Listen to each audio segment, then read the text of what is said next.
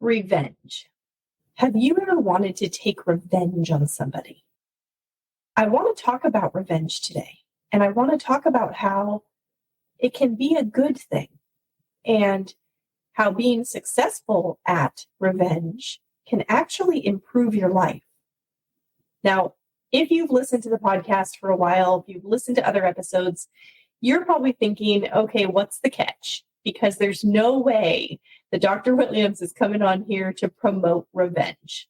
Well, I'm here to tell you that I am going to promote revenge, but I'm going to promote it under certain circumstances. For those of you that came to this episode because of the provocative nature of the title, that's something that kind of just comes naturally to me. And back when I was working as a mental health counselor, I actually had a training in motivational interviewing, which is a type of therapeutic practice. It's one of those methodologies that you can use in counseling in order to motivate somebody in some aspect of their life where they're defining something that they want, but there's a lot of resistance there and they're not very motivated to make the change. Motivational interviewing is a type of methodology that a clinician or a therapist will use in order to kind of promote motivation. Well, in the training, one of the things that the person who was teaching us about motivational interviewing was saying was the way that you phrase a question to your client is really where the motivation is promoted. And I had a knack for coming up with provocative kinds of questions. As an example, I think I remember we were talking about somebody who was in therapy and they were frustrated with something to do with parenting. And in the example, the person who was in therapy wanted someone else to step in and take over the role of parenting, or they wanted to give up their kids for some reason. And I said a version of a question that I would ask in a therapy situation for that example would be, so what you're saying is you believe that someone else can better parent your kids. And that would usually trigger somebody who has love for their child to be like, well, no, I don't think that anybody else can parent them better than I can because I am their parent. And that's why it was kind of provocative in the way it's worded. So when I come up with these titles, there's kind of a provocative nature in the way I'm phrasing it. And as you listen to this episode, you're going to see that what I'm saying is accurate. I really do want to talk about how to be successful at revenge, but it might not be exactly in the way that you're thinking I mean it. So let's jump into it. Welcome to the episode on revenge. Everything is working out for me. It's working out for you, too. It just takes believing that it is. We can have, be, and do anything. The key is to care about how you feel and choose to feel good right now. I've had notes going for this episode for months, and I actually sat down to record this very episode quite a while ago, but I had to scratch it because procrastination hit. And I know that when procrastination hits, that means that the energy is not lined up, and I knew that the episode wasn't ready yet. And I'm glad that that happened because as I'm reviewing my old notes, I see that the theme that I was going with was a kind of betrayal and revenge kind of theme. The way I was thinking before was that you cannot have revenge without a sense of feeling betrayed. But I don't think that's true anymore. My thoughts have evolved on this topic. And now what I want to say is that revenge cannot exist without blame. If something has happened and you are blaming somebody else for something, then that might lead you to feeling like you want to take revenge on them. You're blaming them for an act they committed. You're blaming them for the way you feel. You're blaming them for some kind of condition being the way it is now because of their influence on the situation. And you feel their part in it was wrong in some way.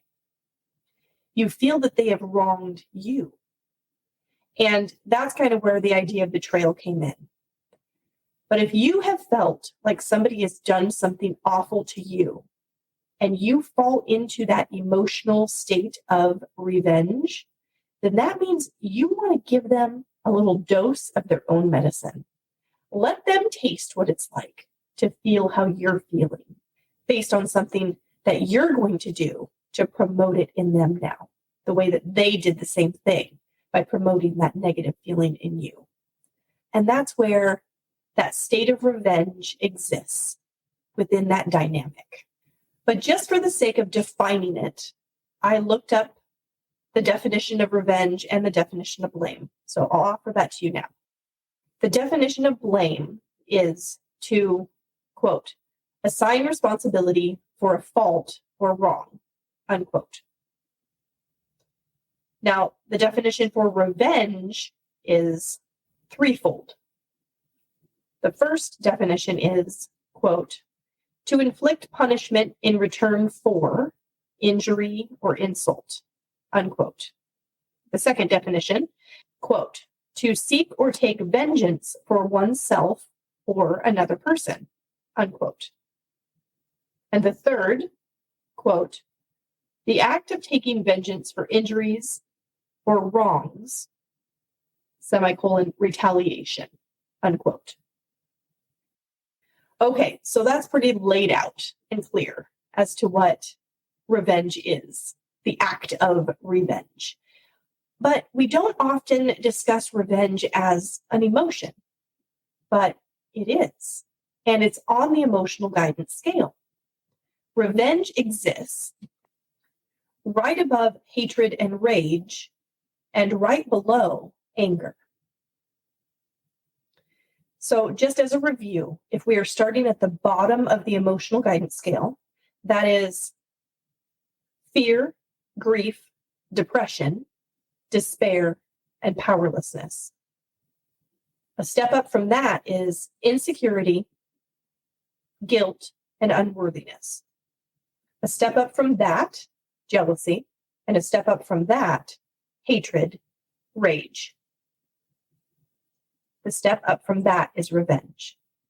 And then the step up from that is anger. So why is this important to understand? Well, it's important because the emotional guidance scale is there to help you to get back on track with your alignment. And when you fall in the bottom half, in that negative emotion range, then there is room for growth. Those are usually the negative emotions that you experience, which make you not feel good. You're feeling bad, and it makes you want to feel better. Basically, you're striving for relief. And I want to narrow in on that because that's different than feeling good. Feeling relief from a negative emotion is a step towards good, but it's not actually feeling good. And that's where this discussion about being successful at revenge comes into play.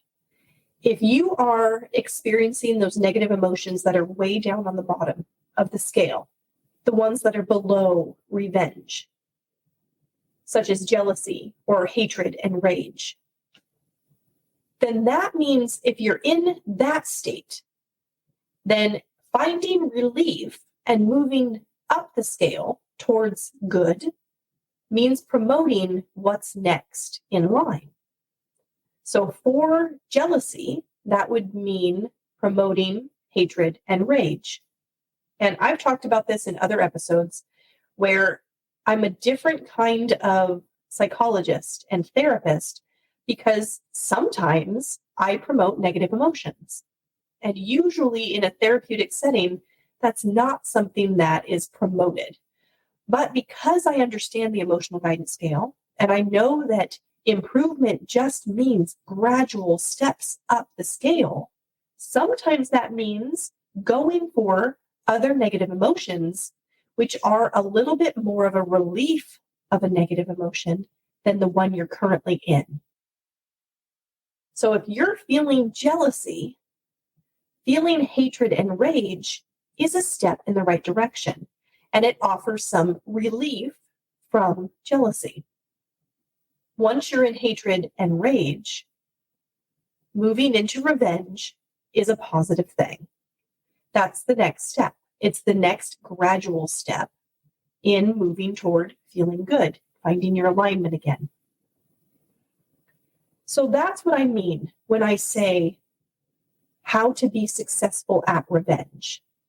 Well, sometimes choosing revenge is the right course of action for lifting your emotions and getting you back to feeling better.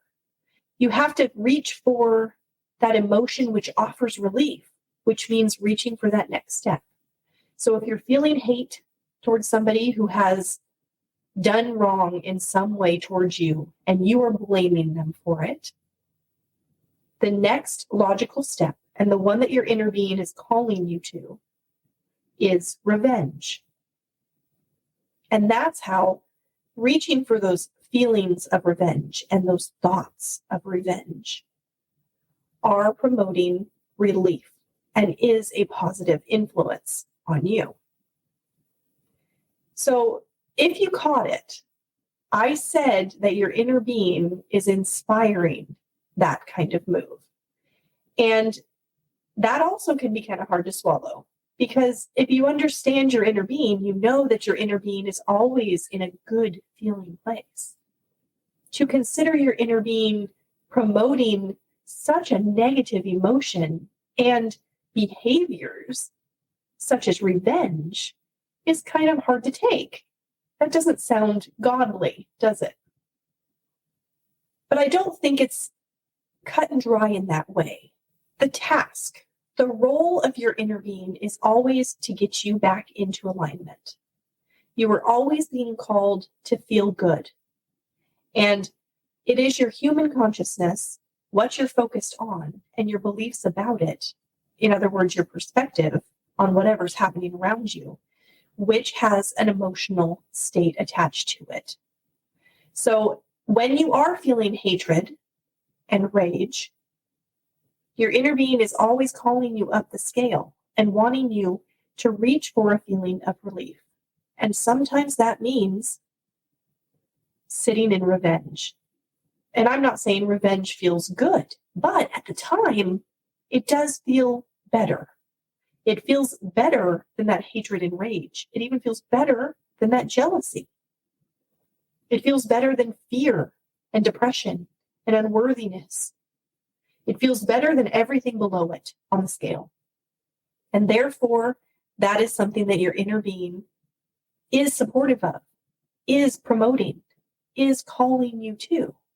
It is inspired in that way that it means that you're moving up the scale and moving more toward your alignment. The trick is not to get stuck in it and hold on to it to where now you're in this state of revenge and you're plotting how you're going to go about conducting it. And now you're engaging in it. And now you are just holding yourself down there in the lower part of the emotional guidance scale. And the consequences that come with revenge are going to promote more of that negativity. To be really successful at revenge, you have to know that it's just a stepping stone in order to get you up to the next stepping stone, which in this case is anger. We are always in the receiving mode of something. And the way that we know what we're tuned into and where our dial is on our vibrational tuner is based on how we feel. So if we start receiving thoughts of revenge and how to go about conducting that, then that just means that that is where we are focused on what's happening in our lives. And therefore, we are tuned to that station and now receiving thoughts which support that. That's how law of attraction works. It gives you more of whatever you're tuned to vibrationally. So it's not that your inner being is giving you thoughts of revenge. Your inner being is sitting in a state of pure wellness and calling you to it. And it is that gradual ascent up the scale which will get you there, which means going through those negative emotions in order to find the better feeling ones. But it's really law of attraction that's giving you the thoughts, not specifically your inner being or that state of consciousness, which is your true self. It is just that you are tuned to that channel, the channel of revenge.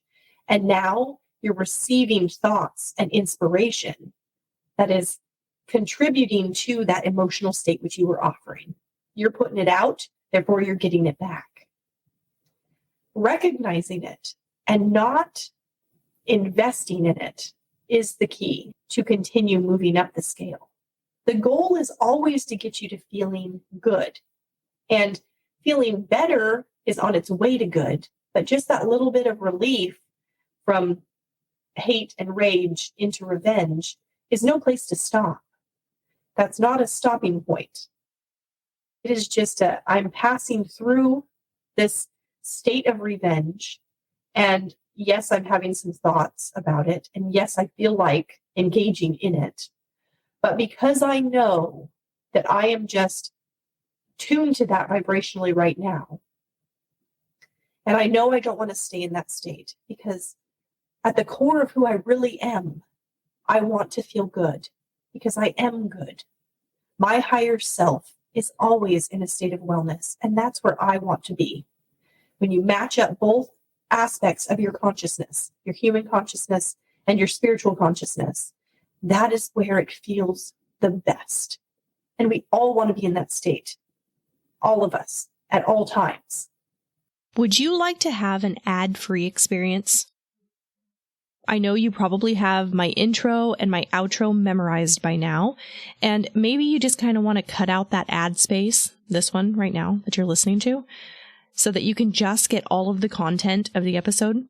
Well, if that does sound like something that you're interested in, I've put together a Patreon account, and I'm offering all of the episodes I've recorded so far without that extra stuff, so you just get the content. And I'm also going to be offering members early access to the newly released episodes. So I'll be putting those on Patreon several days before the episode releases on all the other podcast platforms. So you'll be able to listen before everybody else. You can find the link to the Patreon in the show notes. And I'm also going to post on social media, so you should be able to find it on all of my pages there as well. I look forward to getting to know all of you guys better and engaging in some co-creating together. For now, I'll just get back to the episode. See you on Patreon. So, recognizing that you are wanting revenge on somebody is great. It's exactly where you are intended to be at that moment. And it is serving the purpose of offering you relief from those lower states of emotion, which you probably have already experienced when you were wronged by this person, and you are now blaming them for whatever it was that they did. The key, though, is to not stay there. Don't take it on, even though it seems to feel good to have those thoughts and really think about getting back at that person. It's really an imposter emotion because it doesn't actually feel good.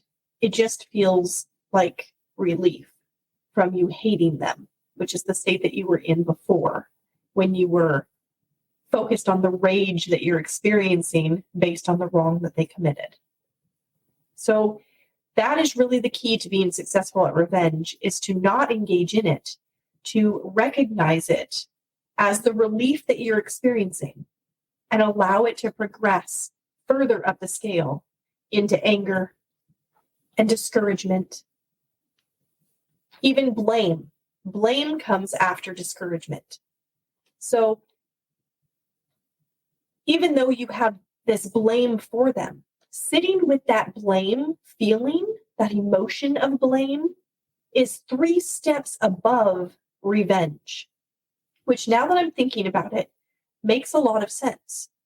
Because let's just say that somebody has committed something against you, some kind of wrongdoing. Let's say they hit you. Let's make it a physical thing. Say that they punched you. What is your knee-jerk reaction? It's to punch them back. And isn't that revenge? That's you taking your revenge on them by committing the exact same act on them so that they can feel what you feel. So it makes sense that sitting with blame is actually several steps above revenge. Revenge is more of a response. Originally, I thought that this episode would really be an in-depth discussion of the emotional guidance scale. And I'm not going to do that right now. But I do believe that it's broken up. It's broken up into parts. And there's the higher side, which can be categorized as feeling good. There's the lower side, which is categorized as feeling bad. But the thing that I do want to point out is that if you are focused conditionally in your environment, you have much less control about where you are on the scale at any given time. And the key to living in the top part, the majority of time, is to go unconditional, to be focused on those things that have nothing to do with the what is that you're living in your environment. And I'm not saying that's easy to do. It's extremely difficult to do. This is why we're here. We're here to experience this physical life. It would make sense that we're focused on what's going on.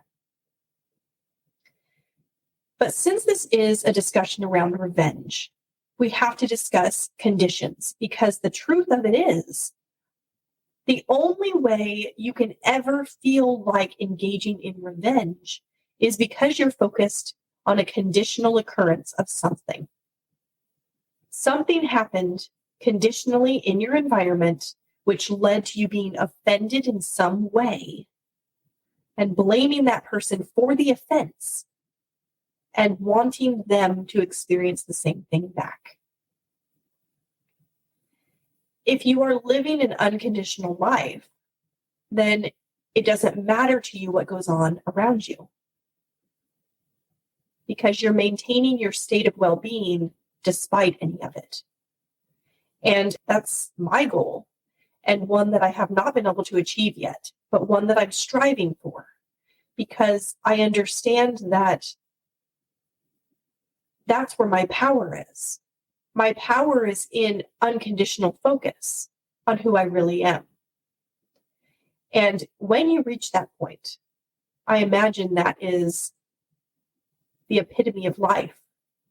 It's that state of being which allows you to control your emotions 100% of the time, because you're not worried about what's happening around you or to you.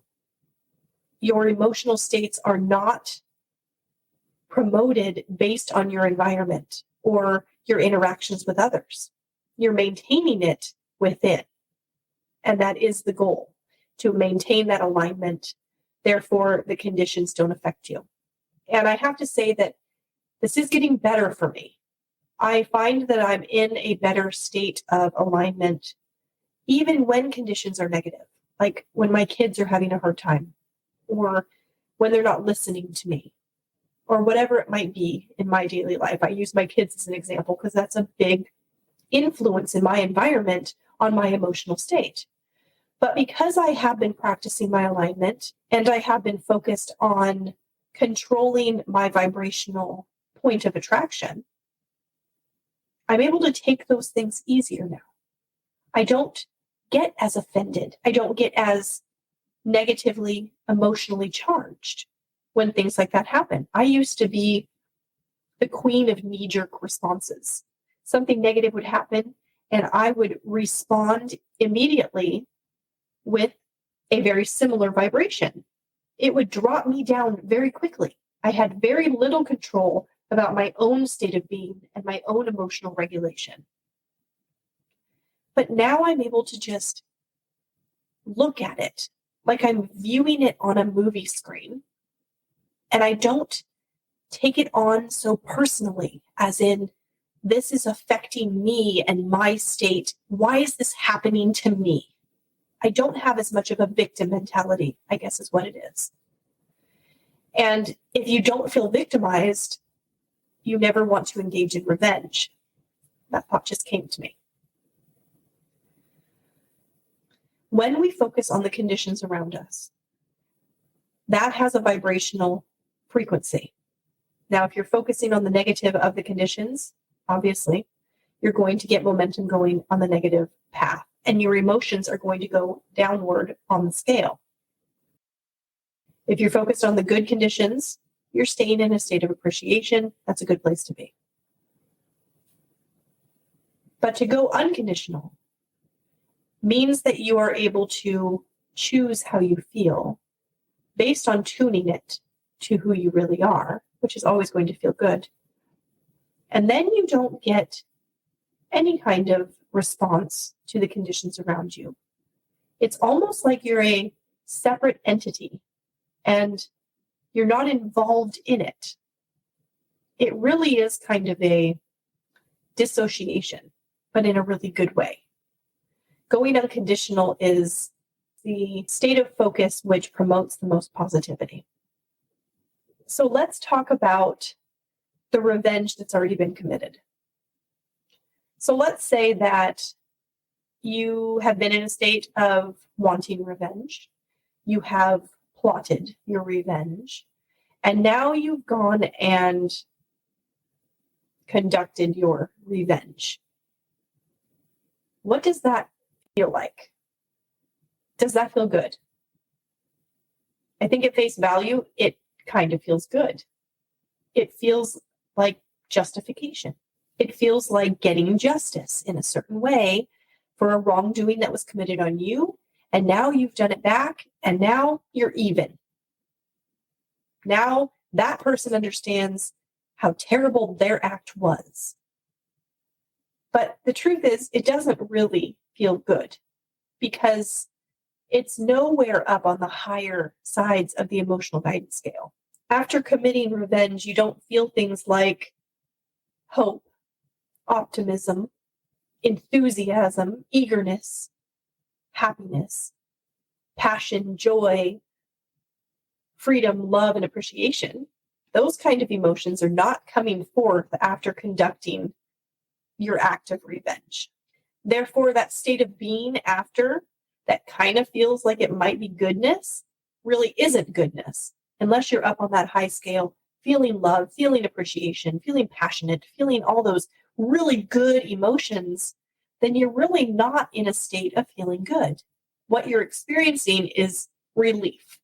You're just feeling, let's call it contentment. Now you feel content because now you're not feeling like a victim anymore because now you've gone and fought back. But contentment really isn't feeling good. It's just several steps up from revenge in feeling relief. That's an important indication here. That can be misconstrued, that when you commit revenge, you're feeling good about it. But it's really not good. It's just relief from the revenge. And what happens when you're in a state of contentment that I picture, that's really teetering on which direction you're going to go. Are you going to take it into a positive area or take it into a negative area? Because it's in that state on the emotional scale which is allowing you to be kind of neutral. And now you're either going to lean one way or the other based on your focus. But what usually happens after you commit revenge? You continue to think about what has transpired. You continue to think about the wrongdoing that was done to you, which victimized you. And you continue to think about all the things you thought about when plotting your revenge, all the organization that went into it. And then you think about your actual act of revenge when you carried it out. Those are not positive, good promoting kinds of thoughts. It's not where you want to be tuned vibrationally if you are aiming for alignment and feeling good. Just the same, though, I just want to put this out there, that if you've gone ahead and you've committed your act of revenge, don't be hard on yourself over it. It happens. We are humans, and we're learning about how to find our true selves, to remember who we really are. And no matter what, even acts of revenge are experiences that are important in your life. It's offering you experiences so that you can remember who you really are and define the experience that you want to have. I don't think anybody should be hard on themselves. I think that you should always show kindness and love towards yourself. So even if you have done something and you're looking at it and you're wishing that you had done it differently, don't worry about it. It's okay.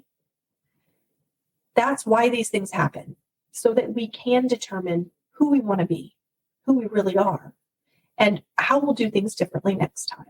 It's quite possible that revenge was your path of least resistance in helping you along your path to get where you're going. And when you look at it that way, it is kind of a positive thing. It means that it was aiding you in some way towards something that you want.